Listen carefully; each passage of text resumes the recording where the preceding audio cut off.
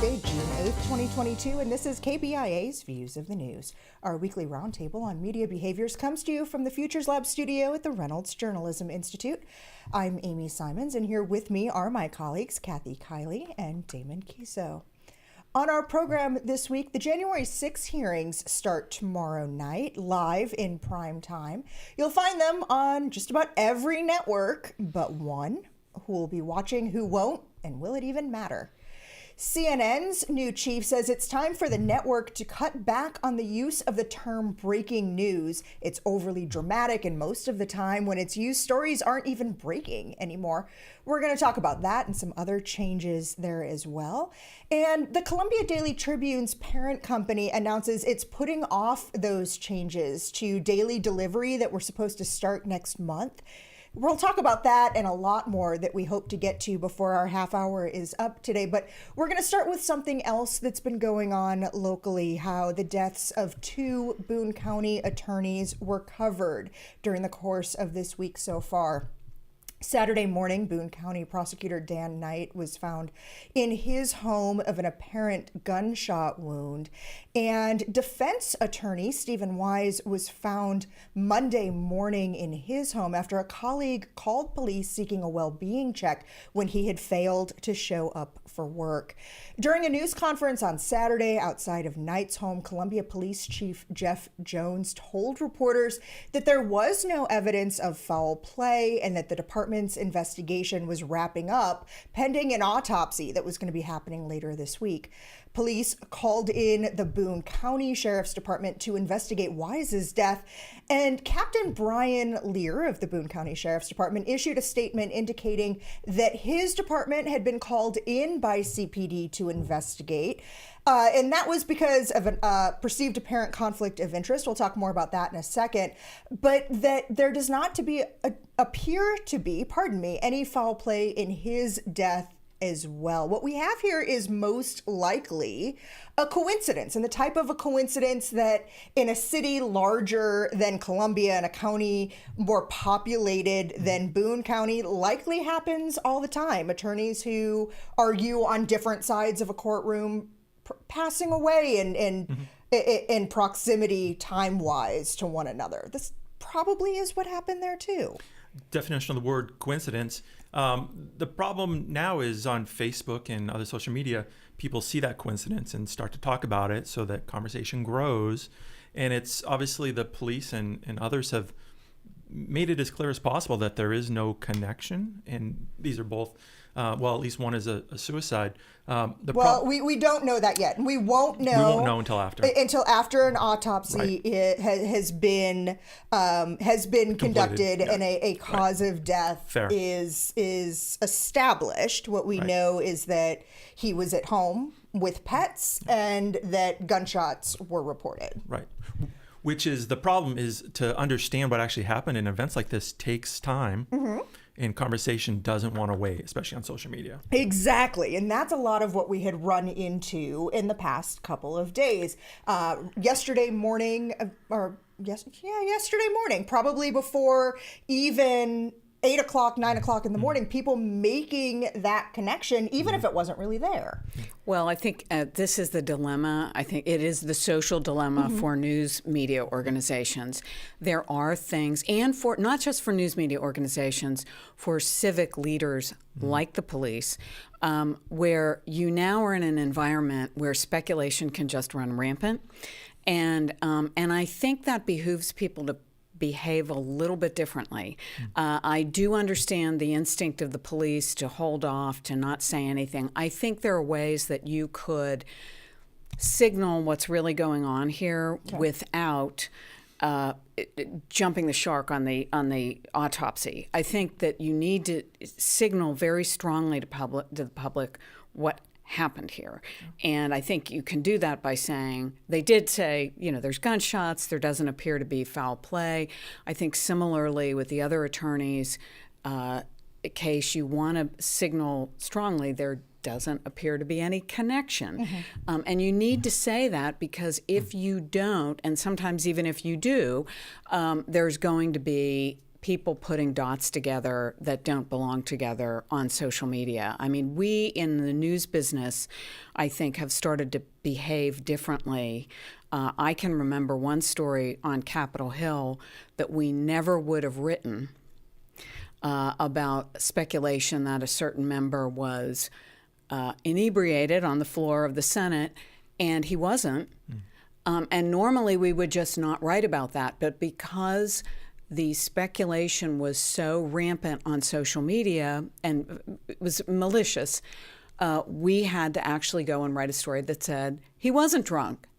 And that violates all the rules we would have gone by in the past, but I think it's become necessary because you have to respond to what's on social media. And be in that position of proving a negative. Exactly. Right. I mean, exactly. Definitely a trend that it's very difficult for people in the business of facts, police in this case, are trying to get the facts out in the media also, to look around the corner of what people might assume and try to answer that question when it's not really a real question that would come up in the normal course. Yeah, I think it's something you have to factor into your communication strategy now, and it didn't used to be the case. Yeah. I think one of the other things, too, as we talk about that and you bring up the social media aspect and the connections being made on Facebook, I think there's also a responsibility, and this is something that I have conversations with students about in units that we have about online comments, and if that's in what is now a small number of publications that have those comments there, or on Facebook or on Instagram, the need to proactively moderate those and not just delete because this violated our comment policy, but to reiterate for those people who aren't clicking through, who are reading a headline, reading what we would call a readout or a little blurb, not reading the full context of the story, where people who are questioning why the Boone County Sheriff's Department was brought in, well, buried in a paragraph that's 3/4 of the way down, it's mentioned because Stephen Wise had been very critical of the Columbia Police Department and had pending litigation against the department, and so the county sheriff was brought in as an independent agency to investigate in that case. That our responsibility in reporting out that negative, proving that negative, is almost required to move beyond our primary platforms into these other spaces we're choosing to publish where those conversations are happening. Right. That conflict of interest where they move the investigation out of the department is obviously the right thing to do, the ethical thing for them to do. But that obviously could also raise questions elsewhere on social media as to why that happened, unless the media or others are making it clear why that happened. And you can't guess on every question people might have, which is why you do need to monitor social media. And that was one of the things, and a point that came into the story in what we call a write-through, in a second draft. And I wanted to ask both of you as well, as we have adopted the practice of iterative reporting what we know as soon as we know it and adding to it as the story becomes more clear. Does that fail us in situations such as this? Should reporters have maybe stepped away from that late Monday night reporting of the death of Stephen Wise, maybe waited for that until later in the day on Tuesday, where some more of those facts could be collected before the public has an opportunity to jump to some of those conclusions, or waiting for some of those calls to be returned that are made late into the evening to get some of those clarifying points? I don't think the public waits for the reporting to start jumping to conclusions. Yeah, that's the problem. problem. But if they don't know that there's the story just yet. They do know. They will know before we do in many cases, yeah, I think. I think that's exactly right, Damon. I think the problem is that because everybody with a cell phone is now a publisher, it means, but not everybody is trained as a reporter, it means that a lot is out there that really needs to be checked and rechecked. I think one thing that we can do is provide context and say what we don't know. Okay. Yes. I think that is a really important thing. We do not know this at this point. We cannot say any more than this, and here is why. And I think that is what is going to distinguish a professional news outlet from crazy Cousin Vinny listening to a police scanner. Okay. So the power of those voices on social media. We have got to talk about what has been going on at the Washington Post in the last few days, week or so. The staff has been at each other's throats after reporter David Weigel retweeted a YouTuber's exceptionally sexist and misogynist tweet, if I do say so myself, and a female colleague called him out on it. That has led to hundreds, we may even say thousands, of tweets back and forth between staffers and those in the journalism ecosphere chiming in on this about what is considered to be acceptable behavior, what meets the standards for a Washington Post staffer, and so on. It went on and on and on until executive editor Sally Busby, who is very new to her position, sent an email to the staff reminding them to treat each other with respect and kindness. And as you might imagine, that only made it worse, leading to yet another admonition to just cut it out. It makes Dean Baquet look really good, as we've discussed on this show some time ago. 5-6 weeks ago when we talked about how he issued kind of a I don't want to say edict, but suggested people get off Twitter and do their jobs. Exactly, and we're certainly seeing why he did that right here, Exhibit A. So this is not a 2-week story at the Post. It's been a 5 or 10-year story at the Post, including some of these same characters, right? One important sort of logistical thing is this happened on a Thursday, Friday last week. So there wasn't obviously an opportunity over the weekend to get the staff together. So I think that first communication from the editor, from Busby, was probably just, let's do our best to get an email out. And it wasn't until Monday or Tuesday this week that they were able to really talk with staff. That said, the first problem was the joke. That's been dealt with Weigel being suspended for a month, as Sonmez was 5 or 6 years ago for a comment about Kobe Bryant's death. So, the punishment has been dealt out. The problem is the newsroom doesn't feel that social media policies that are in place are applied equitably across different employees or different staffers.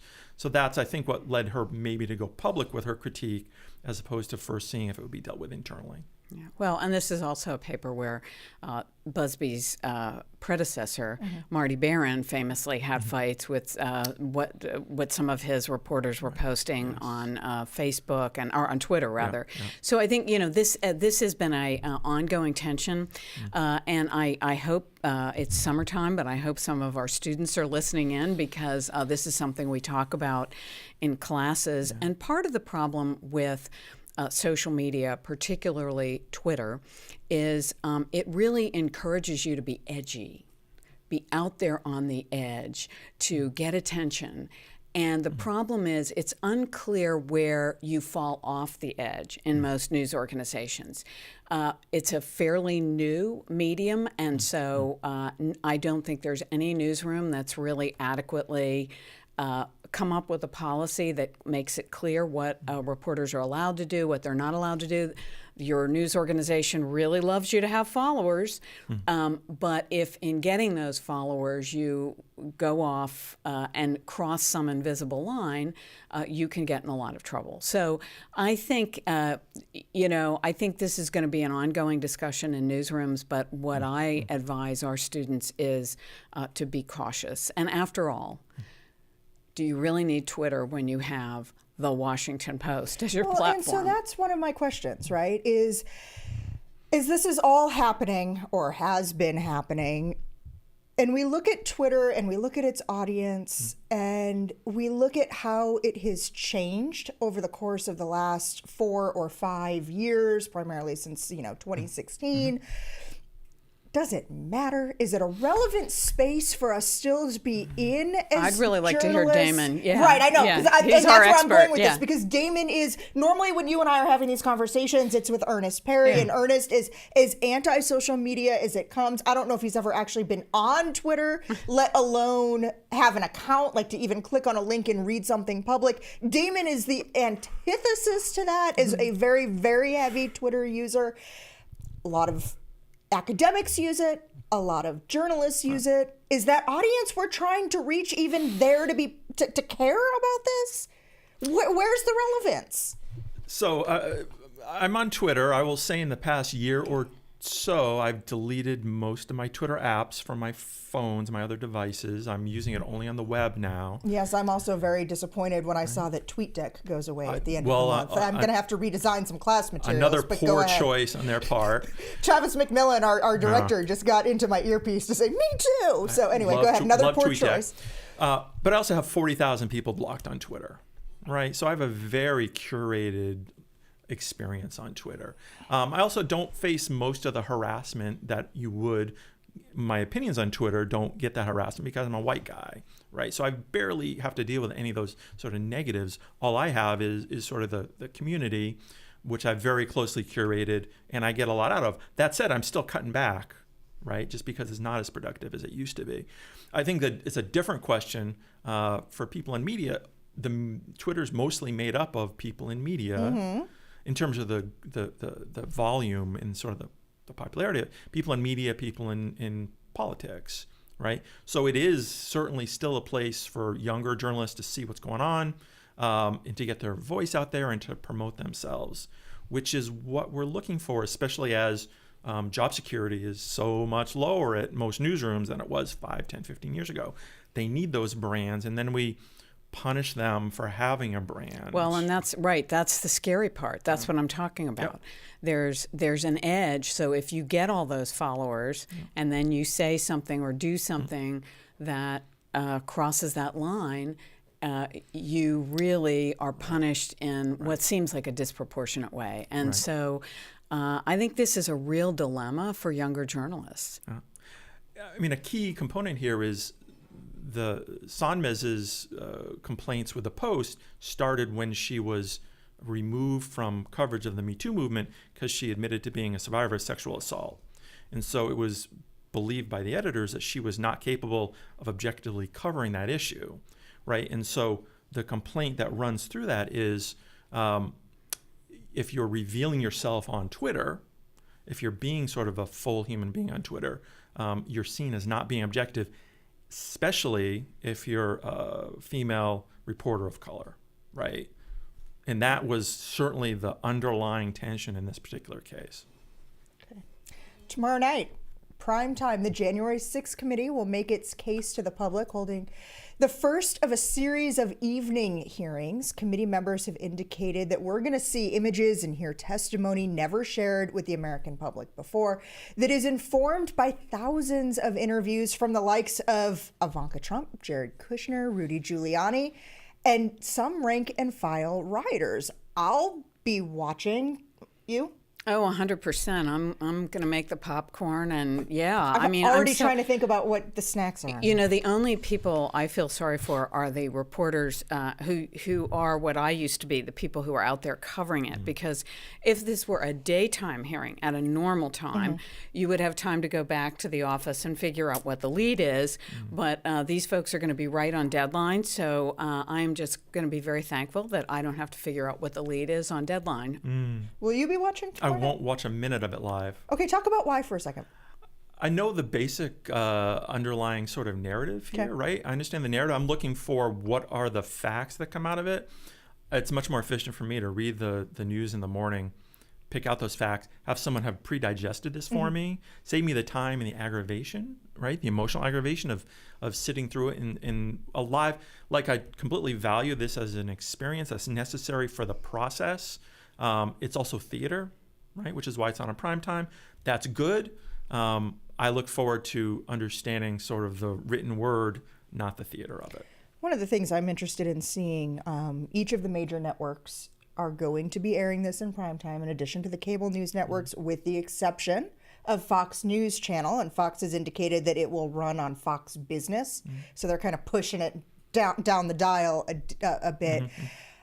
I want to see what happens and what that level of commitment might be on the part of the networks middle of next week. Yeah. Or as we move into hearing 6 or 7, and whether some of those decisions and some of that commitment lets up because the audience isn't there and they can make more money running episodes of reruns of Young Sheldon. Yeah. Or American Ninja Warrior. I think that kind of thing is because there are going to be a lot of people in your position, Right. or those who think Or it maybe is not. just theater and that it's is it must-see fake. TV. Right. I think the value of an event like this is the possible transformative nature of it in terms of changing the conversation and embedding these facts right just into the public sort of consciousness. I'm sort of more worried, and we talk about it in a minute, about the coverage of it. Is it covered as a TV show affecting the midterm sort of strategies, or is it covered as actually news and important to sort of democracy? Well, I think it'll be interesting to see. I would assume that because they are scheduling a primetime opening hearing, they've got something they think is pretty good. I think that sets the primetime slot, sets the bar, the expectation bar very high. So it will be interesting to see how they unfold this. I think the frustration that I've detected listening to committee members is this sense of like, hey, wait a minute, the Capitol was stormed by armed people, and where's the outrage? And so I think what they're trying to do is marshal these facts in a way that will dial up that outrage to a level that they think is appropriate. Now, but because the expectation level is high, they're going to have to really show people something. And I think that'll be a big question. I think the other factor here that's very different is the thing this will inevitably be compared to is Watergate. Back in the Watergate days, you could actually be surprised by a witness. And I think now the Hill is so leaky. If there's a big blockbuster, it's always going to be signaled ahead of time. So how much new stuff is there really going to be? And if there isn't a lot of new stuff, what does that do to the expectations? And regardless of what the facts or the delivery is, does it break through sort of the partisan gridlock in the public already? People have already made up their minds one way or the other potentially. Exactly. And when you see one of the major cable channels saying, we're putting this on sort of a sub channel here, that's to your point, they've made up their minds. Yeah.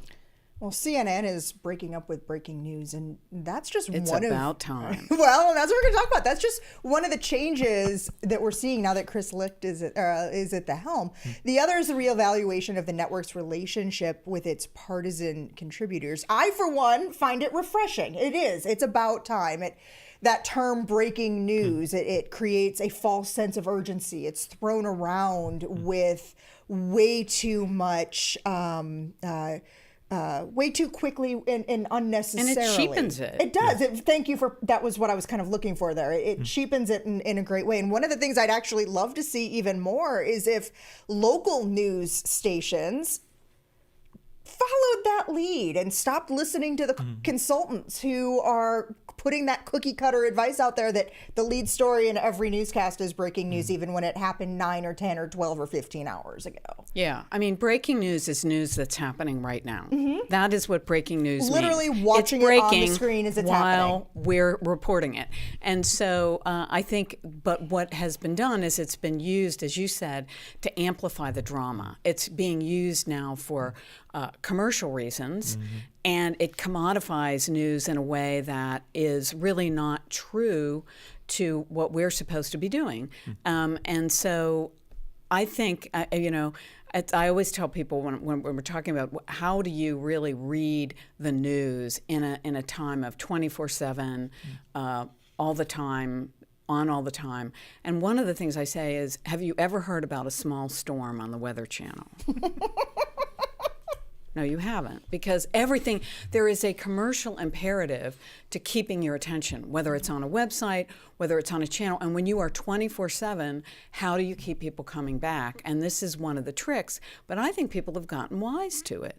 And the danger is, what if there really is breaking news and a tornado's barreling down on you and you just tune it out because you've heard it too many times before? Okay, we've got 2 more things I want to make sure that we get to very quickly. We have little bit less than 4.5 minutes to go. The first is word from the Columbia Daily Tribune's parent company, Gannett, that it is calling an audible and putting its plans to reduce the number of print days on hold.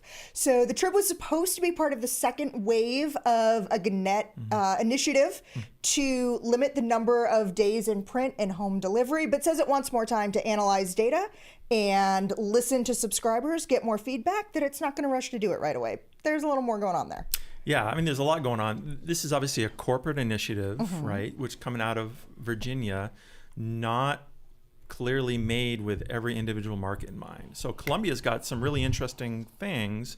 The Tribune's got competition with the Columbia Missourian. Smallest market in America that has two competing daily newspapers. So that's a huge factor. Tribune also owns its own presses, and they run 50 or 60 other newspapers on a weekly basis off those presses. So the cost savings you might have at a typical paper that's outsourced that work, you're not going to find. So obviously, this was made on a blanket policy applied to the Tribune. Tribune heard from its readers, I'm reading between the lines, and said, well, maybe we shouldn't jump to conclusions quite yet. Yeah, calling an audible equals oops. Yeah. That's what it really is. Right. Yeah. And it's interesting to see how many people still value that print product. Mm-hmm. And we've talked about a lot of the reasons why that is. We're especially in this community, outside of the Columbia or Jefferson City metro areas, broadband is difficult to get. And news deserts develop in places where print editions aren't readily available in that same way. One last thing I want to talk about before we go. I want to take a minute to share with you an announcement from NPR that was made this morning, one that has a special connection to both KBIA and to the Missouri School of Journalism. Juana Summers was named one of the new hosts of All Things Considered and the Consider This podcast earlier this morning. She will be joining Elsa Chang, Mary Louise Kelly, Ari Shapiro, and Michelle Martin, rotating through the host duties of both of those programs. Before NPR, Juana covered politics for Politico, CNN, the Associated Press, and Kansas City Star. And she got her start right here on KBIA while she was a student in the Convergence journalism track here at the journalism school. Juana graduated in May of 2010, and we were really excited to welcome her back to campus in December of 2016 when she was our commencement speaker and spoke with our graduates and offered them some advice and some words of wisdom at that time. So an exciting opportunity both for Juana Summers, for NPR, and for those of us here at KBIA and for KBIA listeners to welcome a voice back into their home on a very regular basis that has been familiar to them for a long time. It's great. MIZ. I think it's as somebody who was not fortunate enough to graduate from the Missouri School of Journalism, I think I can safely say it is a real testament to the incredible training that students get at this school. And what's special about the training is that they are serving their community while they are training and ending up in jobs like the one that Juana is going to, which is really, really special, a great thing for the school. Okay, well, we are pretty much out of time for this week. I'd like to thank you for spending the last half hour with us. You can read more about each of the topics we talked about today on our links blog. You can find that under both the programs and podcast tabs at kbia.org. We're also available wherever you get your podcast downloads, including iTunes, Spotify, and Stitcher. You can like us on Facebook or follow us on Twitter. Our handle there is @ViewsOnKBIA. These are all great ways to watch and listen to the program again, leave comments or questions, see previews of what we'll be talking about next week, and more. Our thanks to RJI's Travis McMillan for directing today's show, to Aaron Hay for handling the audio, and Tim Pilcher, who composed our original theme music. I'm Amy Simons. Be sure to join us again next week when we're back with you for another edition of Views of the News.